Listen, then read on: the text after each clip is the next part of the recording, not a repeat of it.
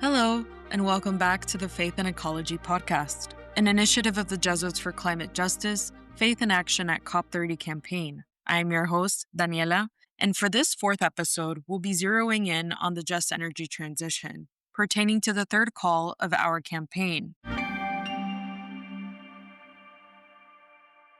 Our first guest for today is Professor Nick Robbins. He is the founder and chair of the Just Transition Finance Lab at the London School of Economics, where he is also professor in practice for sustainable finance. He brings over 25 years of experience working in investment management, banking, financial policy, and research. Nick has also co-founded the Carbon Tracker and Planet Tracker initiatives. Prior to joining the LSE, was co-director of the UN Environment's inquiry into a sustainable finance system, as well as the head of HSBC's Climate Change Center of Excellence and head of Sustainable and Responsible Investment Funds at Henderson Global Investors. Nick has also worked at the European Commission and the Business Council for Sustainable Development. What is the just energy transition and why is it needed?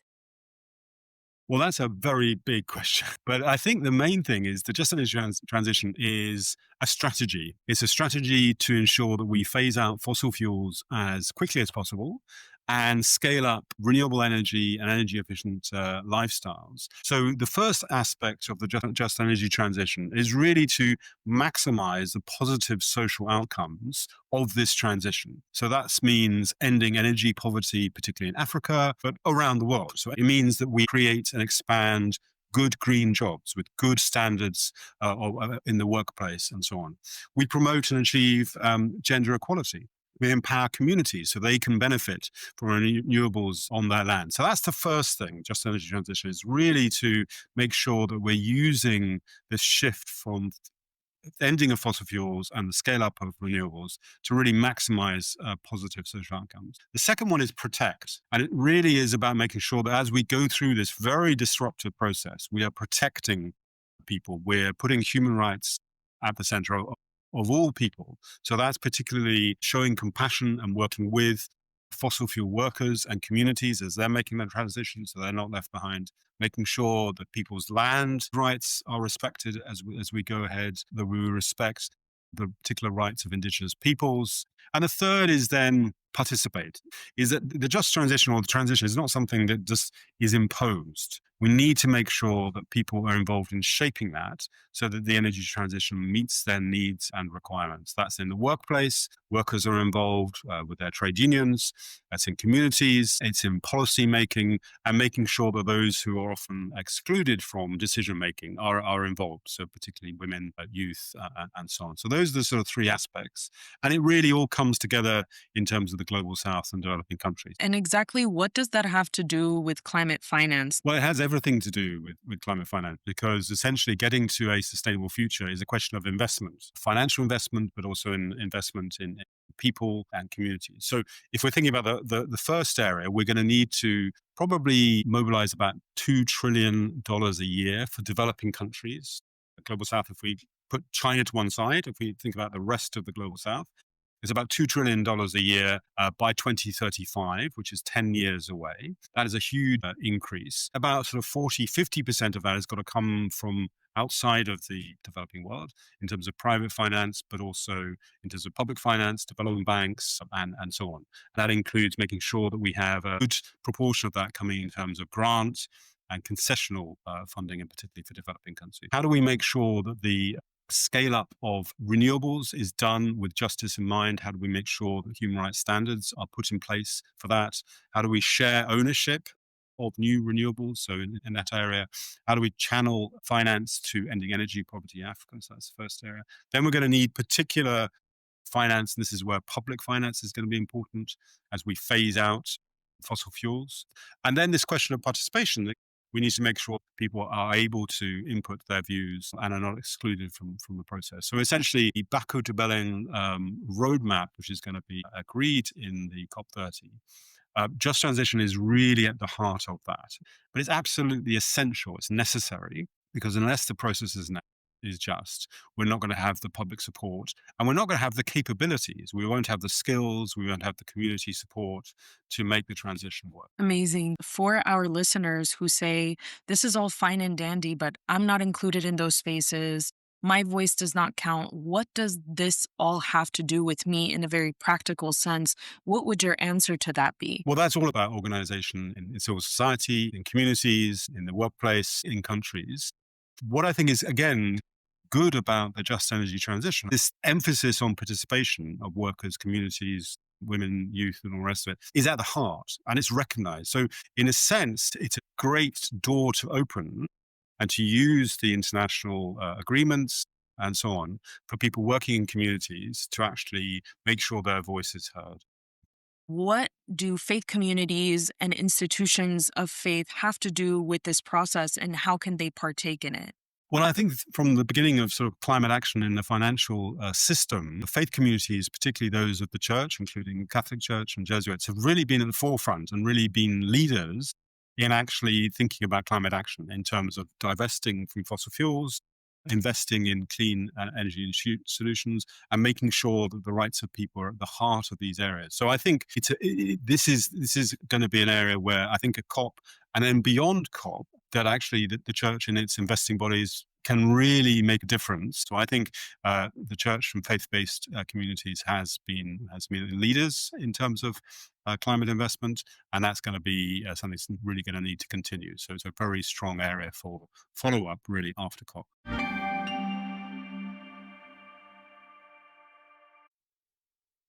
Our next guest will highlight a pivotal example from the Latin American context. Joining us now is Maia Colodenco. She currently leads global initiatives at Suramericana Vision, a Buenos Aires think tank focused on international dynamics and international finance architecture reform from a global South perspective.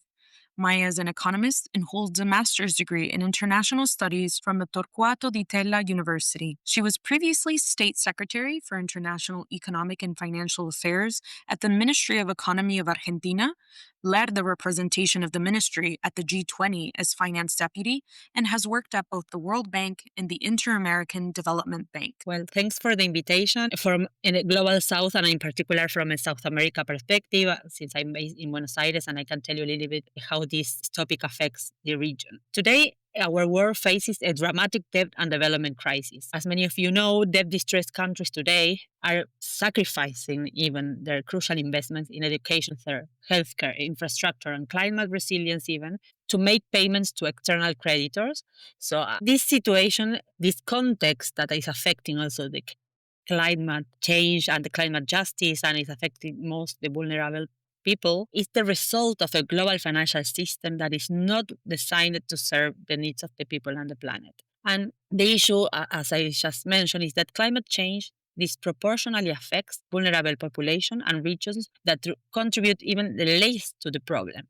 We cannot allow the climate agenda to be seen as social detrimental, and this agenda about the climate change that disproportionately affects vulnerable populations has to have a solution that is more prone to take into account the needs of the most vulnerable, the most affected. This agenda that we need to build in the just climate transition, in the climate agenda, should have linked to growth, job creation, and improve people's lives overall. So I will talk a little bit about the concept of just transition. This concept of a just transition is being promoted by different stakeholders as a key tool to ensure that the transition towards a climate-neutral economy happens in a way that's fair to everyone. So we can see that a just transition means that we don't talk about a final destination, like a final objective, but more like a journey. It's something that it's not going to happen overnight, that needs a lot of action from different stakeholders. In particular,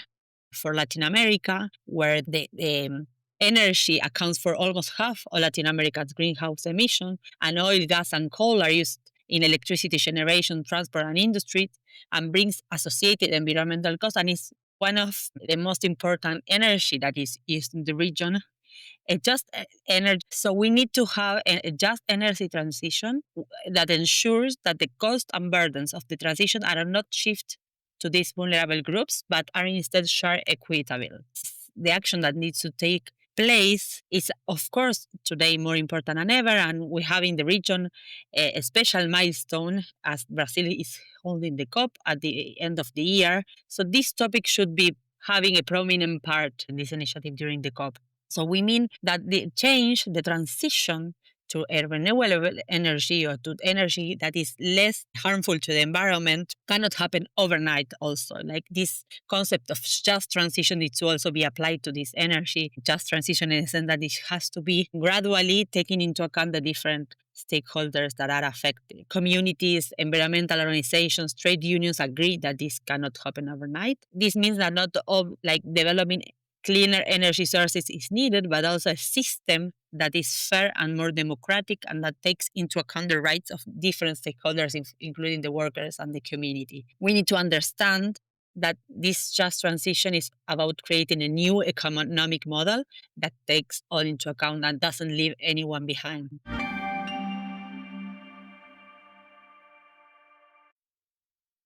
Our last guest gives a powerful testimony of some of the grassroots work that is being led at the intersection of the just energy transition and climate finance. Here with us now is Marta Phiri, who is a climate justice advocate and certified Laudato Si animator from Malawi. With over 6 years in community development, she currently serves as the deputy director at the Jesuit Center for Ecology and Development, where she leads research and advocacy on ecological justice and sustainable livelihoods. She holds a degree in natural resource management and is pursuing a master's in climate change and sustainable development.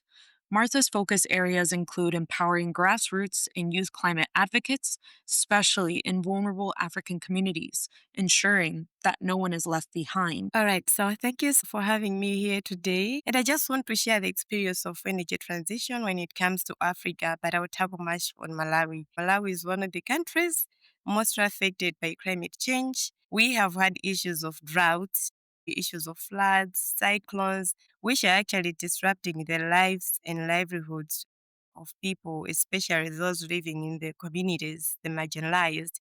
And as a Jesuit center, as Martha, as everyone working with JCED, we have had the experience or the witness of how these people are being affected because we work directly with these people. And these challenges make it very clear that our energy transition must not only be about clean energy, but also about inclusion and the resilience. Why inclusion? Because we are talking about the most vulnerable here that are being impacted, that have caused less to the cause of climate change, but are greatly impacted. One of the key initiatives in Malawi is the promotion of renewable sources, particularly solar power. So what we are doing as a nation is that the government, alongside various NGOs and faith-based organizations like JCED, as well as international partners, is working hand in hand really to expand the access to solar energy where electricity is scarce, more especially in the communities. So this initiative is not only providing reliable energy sources, but it is also empowering communities by at least enabling them to engage in income generating activities after they have an access to power. So they can do other green businesses and small scale businesses or even agriculture related businesses because they have power. Because initially, I would say we have about 94% of Malawians who actually rely on fuel wood. And fuel wood is compromising. And this heavily dependence on biomass fuel has led to significant environmental challenges, including deforestation and issues of forest degradation. So what we are doing as a country is really to transition to look at other alternatives, in this case, the solar. So that's what I would share for our country, of which I know in most of the African countries are also doing the same. You talk of Zimbabwe, you talk of Zambia is also going the same direction. So in Malawi, for instance, 15% of the Malawians, the population, are connected, have access to electricity, which makes it difficult for other people, especially those in the communities, to access this electricity. So what the nation is doing with other organizations, including JCED and other international organizations, is there to expand the solar power, which is simply off-grid solar systems. So the idea is to make them have an access of that and be able also to use that because it's going to empower them. So they can use it even to generate power, for instance, for irrigation, and other small scale businesses that they can do. You can agree with me that without power, I think you can't really do much. You're limited. So that's the direction that we are taking as a country. And I feel like it is very important to be talking about issues of energy transition, aligning it with COP, more especially the upcoming COP. It is key, and it's just at the center point when we are talking about tackling climate change. So shifting to clean energy reduces emission, and it helps vulnerable communities, in this case, the global south, African countries, including Malawi, to adapt and increase some of the green jobs because they have green and clean energy.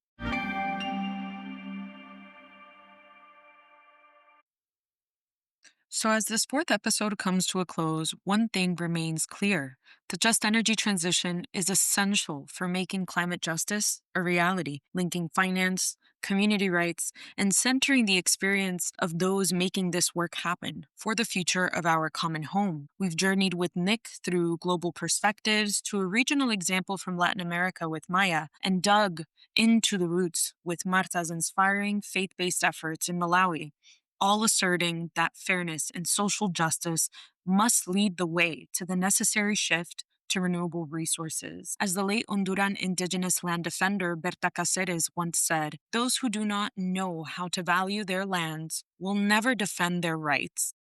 So be sure not to miss our next episode, where we'll dig into the fourth call of our campaign, food sovereignty and food systems, uncovering the roots of our sustainability on the road to COP30.